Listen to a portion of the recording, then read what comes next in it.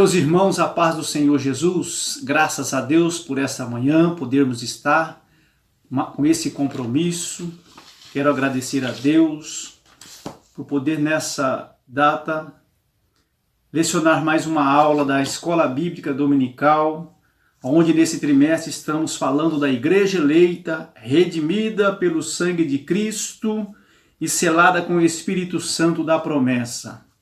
O comentarista da nossa revista é o pastor Douglas Batista, que é o presidente do Conselho de Educação e Cultura da CGADB, pastor presidente também ali no Distrito Federal, doutorado em teologia e também licenciado em filosofia.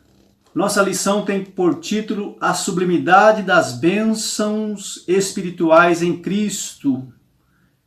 Lição de número 2, data de 12 de abril de 2020. O nosso texto áureo diz: Bendito Deus e Pai de nosso Senhor Jesus Cristo, o qual nos abençoou com todas as bênçãos espirituais nos lugares celestiais em Cristo. A verdade prática, Deus nos elegeu em Cristo antes da fundação do mundo para que desfrutássemos das bênçãos espirituais. A nossa leitura bíblica em classe se encontra na mesma epístola aos Efésios, capítulo 1, versículo 3 e 4, versículo 9 a 14. Mas para ganharmos tempos, vamos direto à introdução.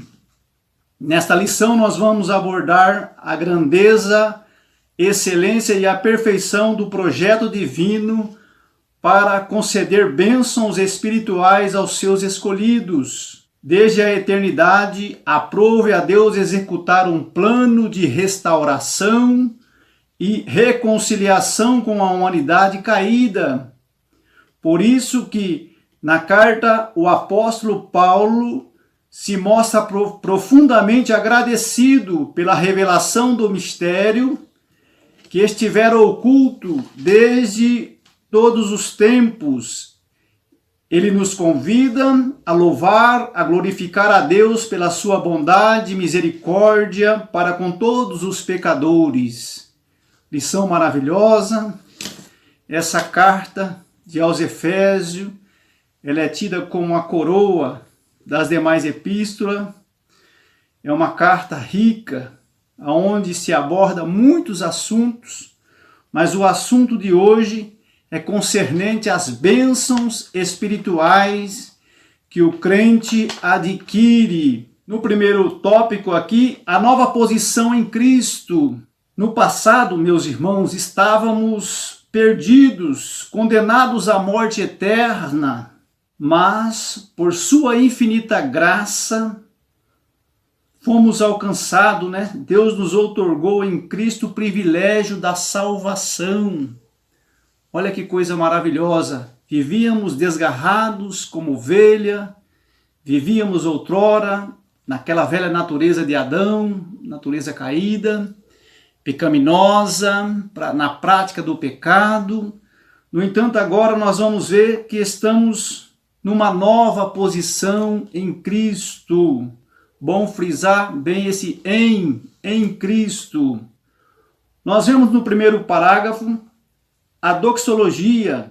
Paulo aqui ele inicia, a doxologia. O que significa isso? Doxologia, do grego doxo, glória, logia, palavra.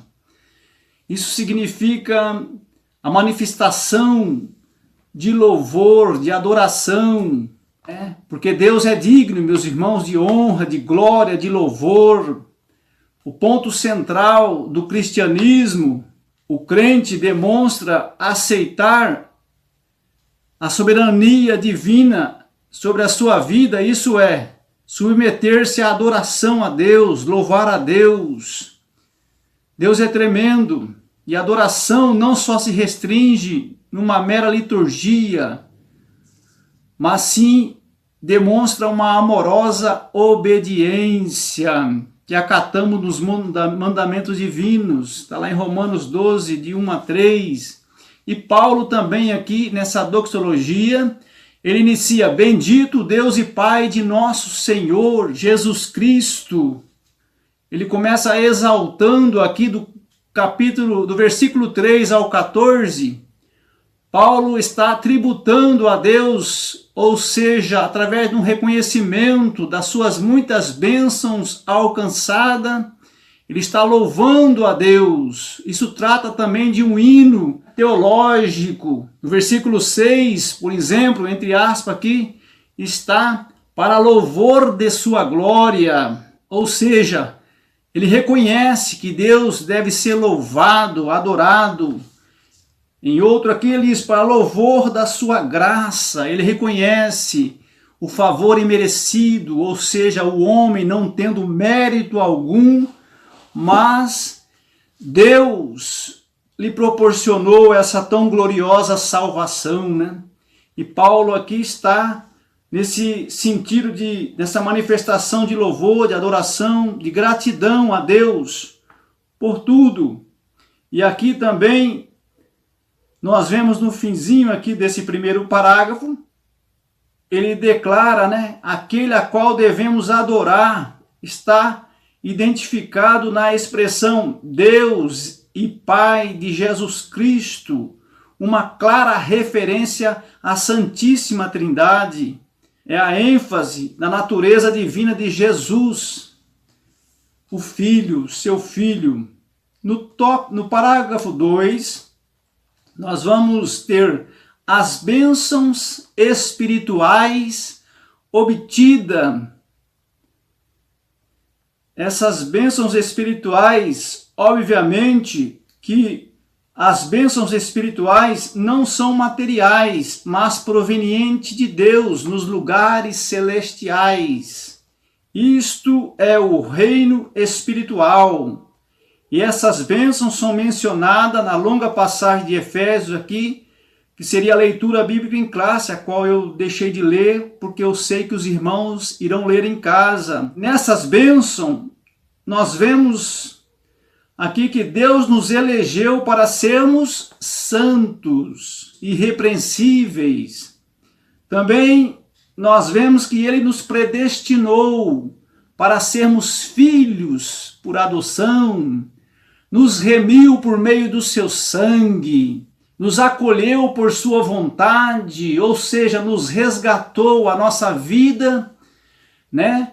Para que viéssemos ter comunhão, ter uma vida de gratidão a Deus, de adoração, por muitas bênçãos alcançadas pela nossa salvação. Muitos, infelizmente, buscam tão somente as bênçãos materiais, mas aqui nesse sentido, nesse aspecto, está se referindo às bênçãos espirituais, e são muitas, além dessas que Paulo colocou aqui.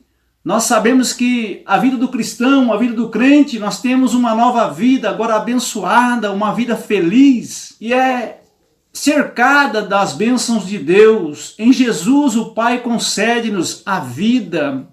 1 João capítulo 5, verso 12, quem tem o Filho tem a vida, porém quem não tem o Filho não tem vida. Também Jesus, através de Jesus nós temos a luz. Eu sou a luz do mundo.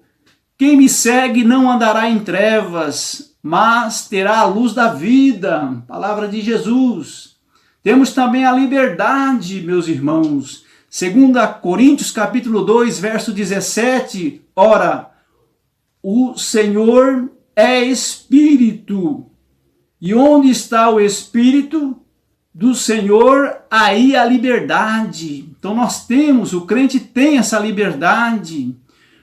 E também em Jesus nós temos a paz, sendo, pois, justificado pela fé. Temos paz com Deus por nosso Senhor Jesus Cristo. E o próprio Jesus, né, ele disse, tenho-vos dito isto, para que em mim tenhais paz. O primeiro versículo que eu li está em Romanos 5, verso 1, que eu recitei. Temos também o amor, né? O amor, meus irmãos. O cristão, o crente, ele tem o amor de Deus. Romanos 5, 5 nos mostra esse amor tão imenso, tão grande. E a esperança não traz confusão. Por quê? Porque o amor de Deus está derramado em nosso coração pelo Espírito que nos foi dado.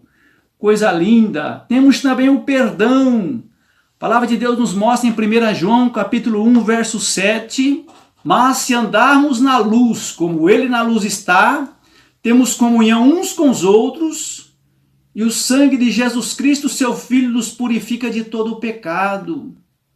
Outrora, meus irmãos, a gente não tinha, né, essas bênçãos. Além disso, temos muitas outras bênçãos. Por exemplo, temos a bênção de um futuro com Cristo. Jesus disse claro ali no Evangelho de João, né? Não se turbe o vosso coração, credes em Deus, crede também em mim, porque na casa de meu Pai há muitas moradas, e se não fosse assim eu vos teria dito, vou preparar-vos lugar, para que aonde eu estiver estejais vós também.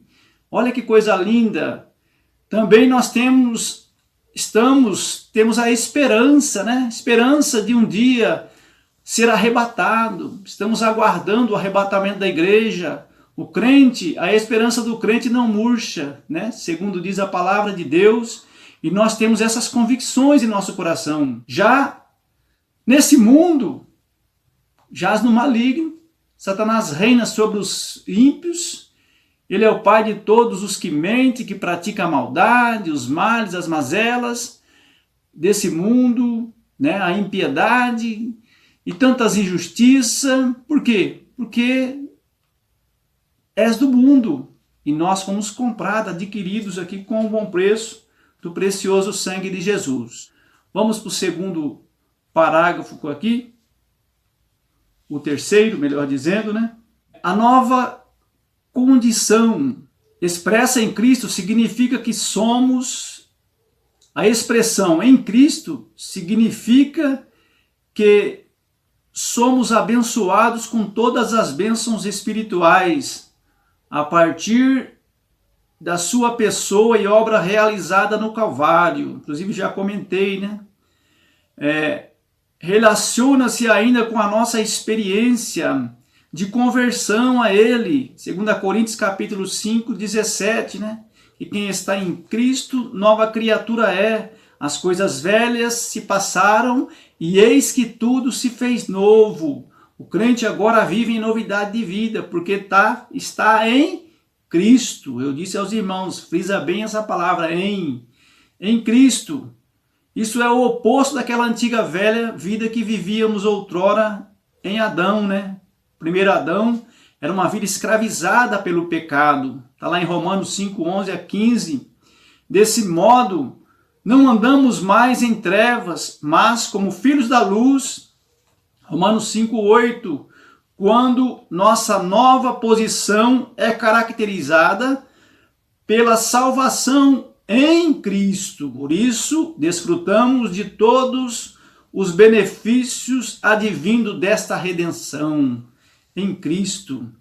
Quando nós lemos a primeira epístola de João, no capítulo 1, no capítulo 4, verso 4, diz assim, filhinhos, sois de Deus e já os tendes vencido, pois maior é o que está em vós do que o que está no mundo. E estamos nós também em Cristo. Louvado seja Deus. Nós vemos, meus irmãos, esses pontos de suma importância para aqueles que estão em Cristo, ou seja, foram resgatados. Em Cristo tudo é restaurado. Romanos 5, verso 12, portanto, como por um homem entrou o pecado no mundo, e pelo pecado a morte passou para todos os homens, por isso todos pecaram. Mas também no versículo de número 15, diz, pela ofensa de um morreram muitos, e muito mais a graça de Deus, que é dom, né, de Deus, por um homem também, isso é, Jesus Cristo, abundou sobre muito, a sua graça abundou sobre aqueles que estavam nos seus delitos de pecado. Olha que amor imenso que é o amor de Jesus. Devemos valorizar esse amor, o amor de Jesus Cristo. Nós podemos ter uma imensa compreensão que essas bênçãos tributadas, concedidas, o ponto central da nossa lição é Deus nos concedeu bênçãos espirituais em Cristo.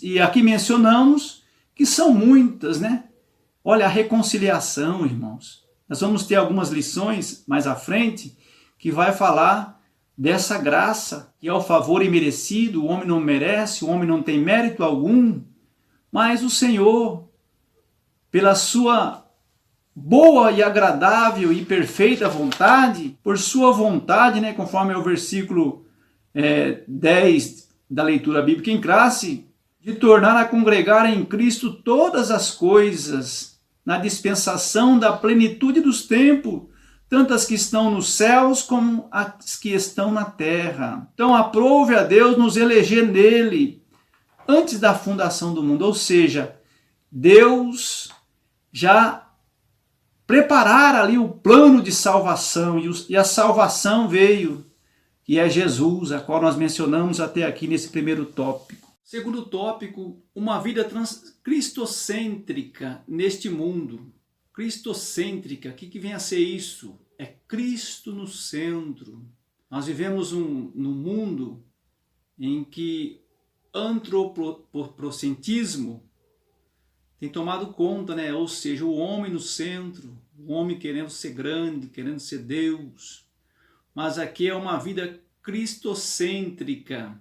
Embora o pecado tenha adentrado ao mundo, Deus projetou a primazia de Cristo na remissão dos pecadores e na restauração de todas as coisas para louvor de sua glória. Primeiro ponto, a revelação do mistério.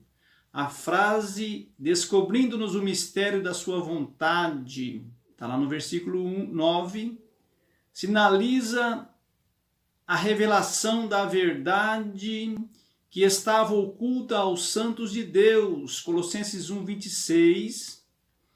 Essa verdade diz respeito aos decretos eternos que Deus planejara, por sua soberana vontade, Sabemos quando lemos a epístola de Paulo aos Romanos, capítulo 12, versículo 2, mostra que a vontade de Deus, uma das virtudes, ela é perfeita. E na vontade perfeita de Deus, soberana de Deus, havia um propósito de salvar o pecador. João 3,16, quando diz: Deus amou o mundo de tal maneira que deu seu Filho unigênito, para que todo aquele que nele crê não pereça, mas tenha a vida eterna. Então, nesse propósito, a vontade divina é revelada segundo o seu beneplácito, isto é, de acordo com o que lhe agrada, fazer por amor e misericórdia.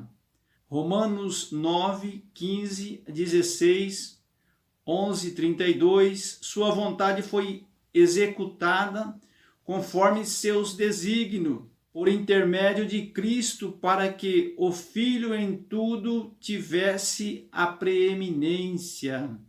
Colossenses 1, 16, 20.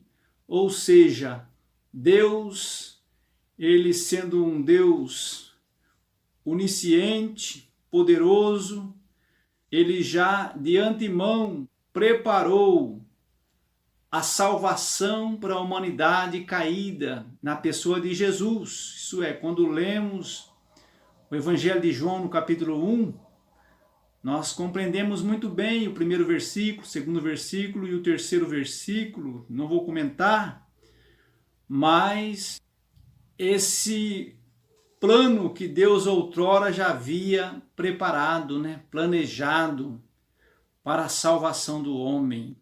Vamos para o segundo parágrafo. A plenitude dos tempos.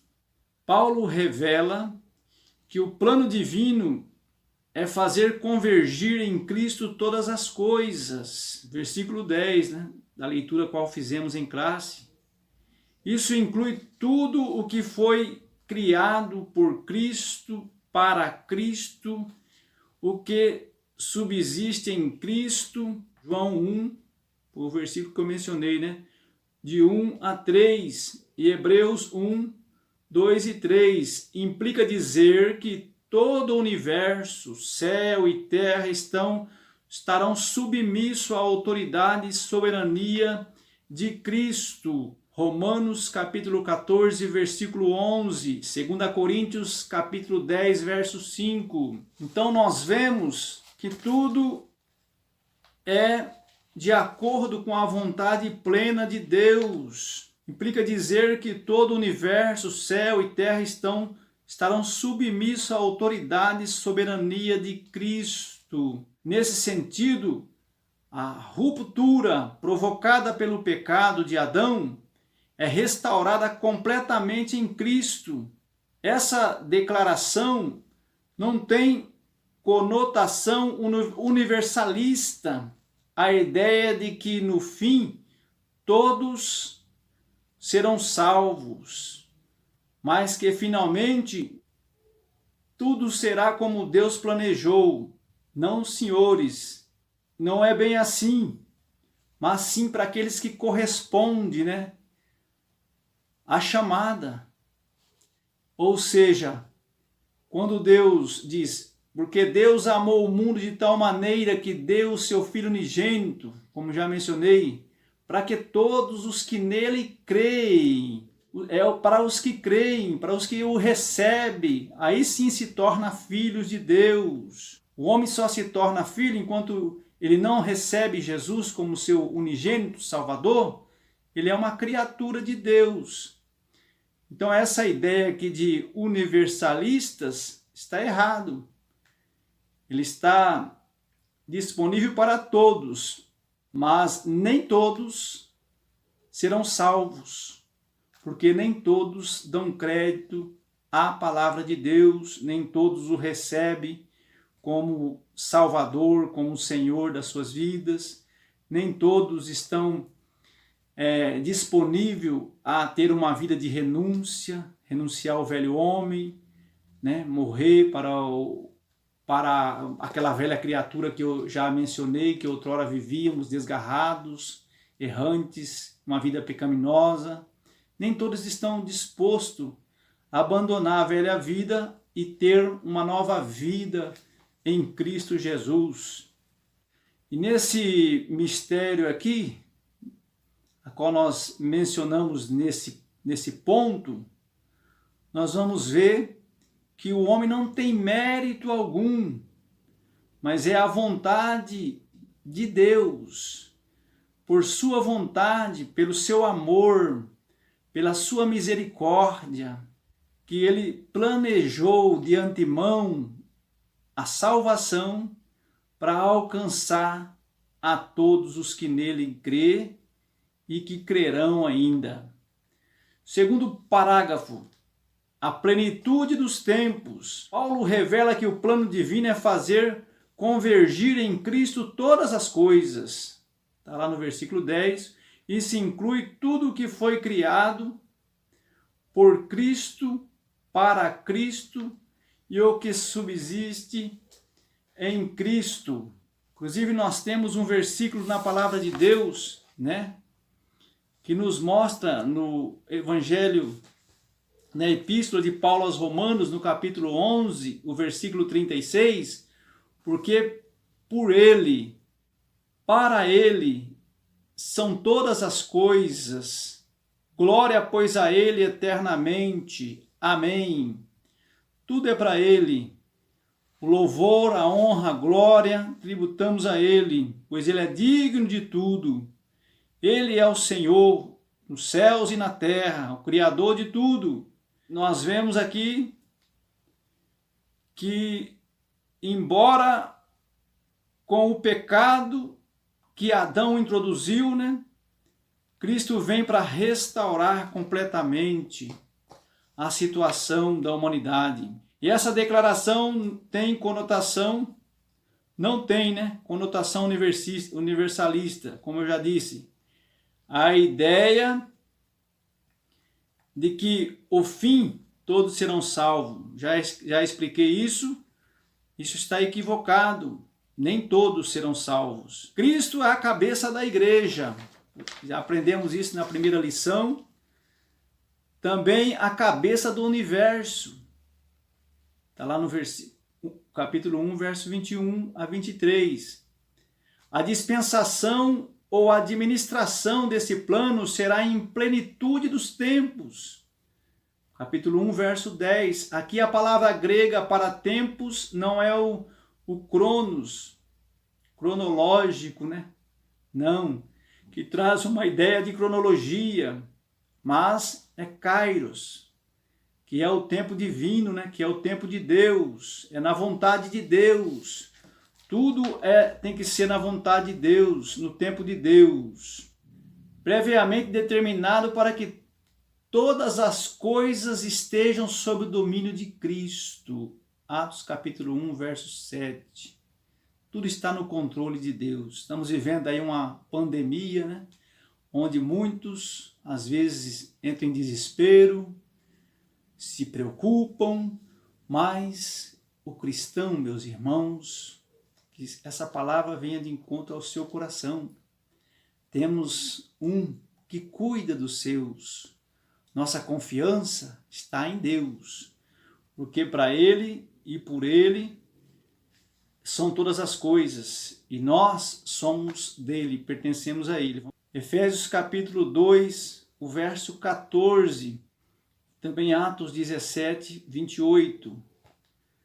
Então nós vemos aqui que devemos louvar a Ele por sua glória. No tópico 3, no parágrafo 3 aqui, do segundo tópico, o apóstolo enfatiza que as bênçãos são destinadas aos crentes judeus, gentios, ou seja, à igreja.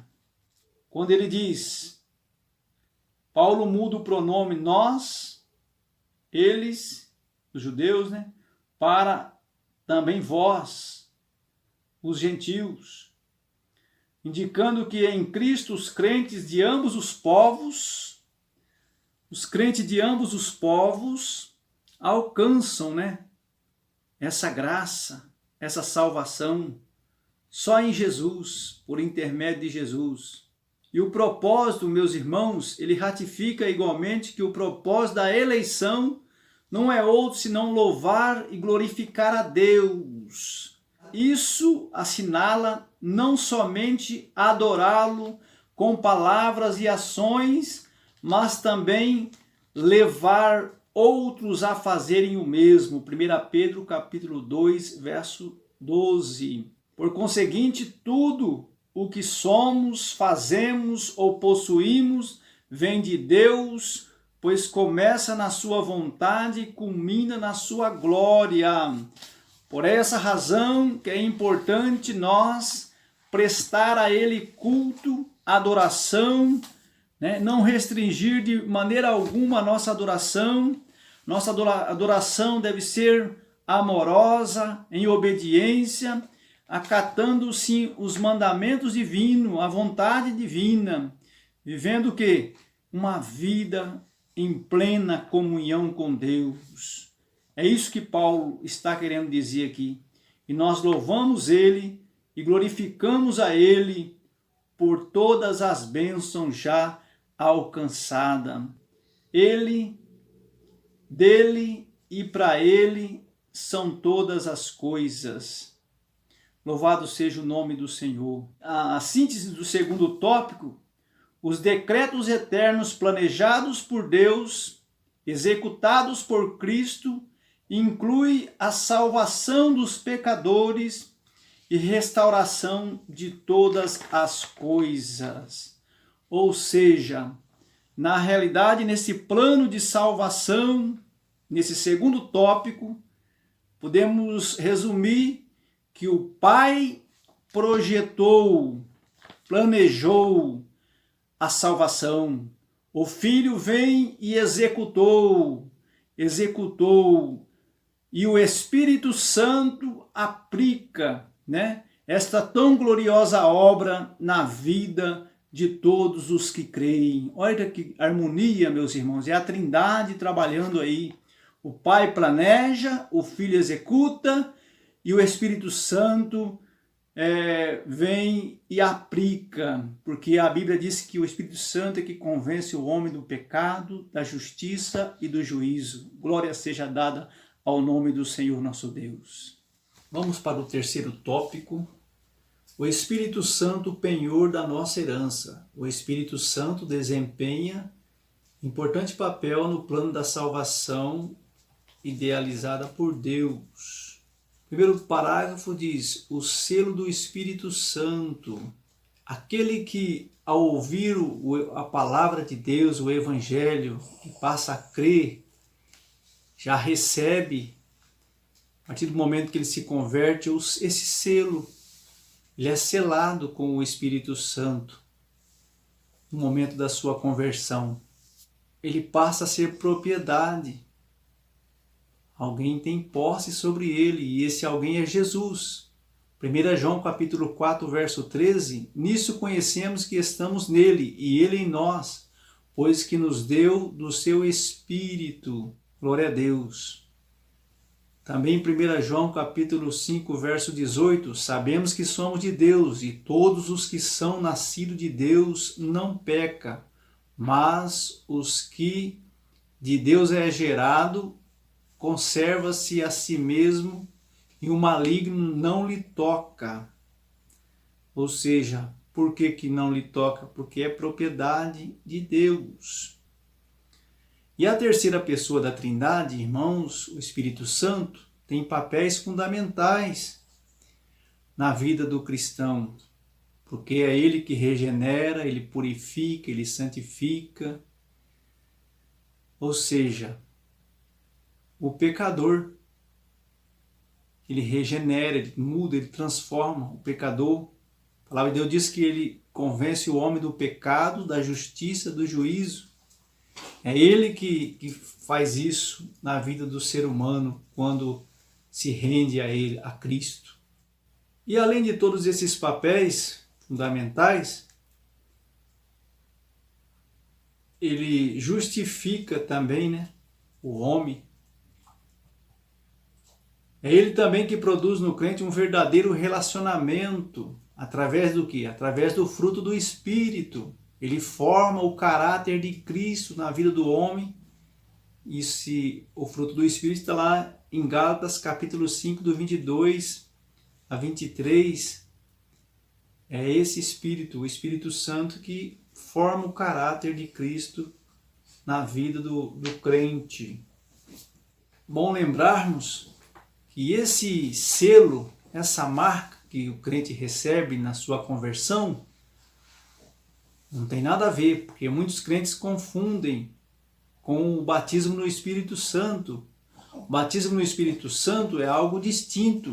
O batismo no Espírito Santo é um revestimento de poder que o crente recebe para trabalhar na seara do Mestre, para levar a palavra de Deus, para evangelizar, para o serviço. Então é um revestimento de poder, e a evidência do batismo no Espírito Santo é o falar em outras línguas, falar nas línguas estranhas. E aqui é outro assunto, esse selo, essa marca que o crente recebe desde a sua conversão. O segundo ponto é o penhor da nossa herança. O penhor, isso é o depósito, o penhor, a garantia, ou ainda a primeira parcela. Capítulo 1, versículo 14. A palavra tem origem semítica, era usada nas transações comerciais para assegurar o preço ou garantir o pagamento de algo. E nós sabemos, meus irmãos, que já foi pago um alto preço, precioso sangue de Jesus Cristo, para nos resgatar da vã maneira que vivíamos outrora e para tirarmos das trevas e transportar para a sua maravilhosa luz. Paulo deixa claro, ensinando que o Espírito Santo é o depósito que garante a herança em Cristo, a nossa herança em Cristo, que está lá em 2ª carta dele aos Coríntios, no capítulo 1, versículo 21 e 22, onde o 22 diz: o qual também nos selou e nos deu o penhor do Espírito Santo em nosso coração. Colocou isso em nosso coração. Essa é a marca, essa é a garantia de que somos de Cristo. Também a palavra de Deus continua nos mostrando aqui.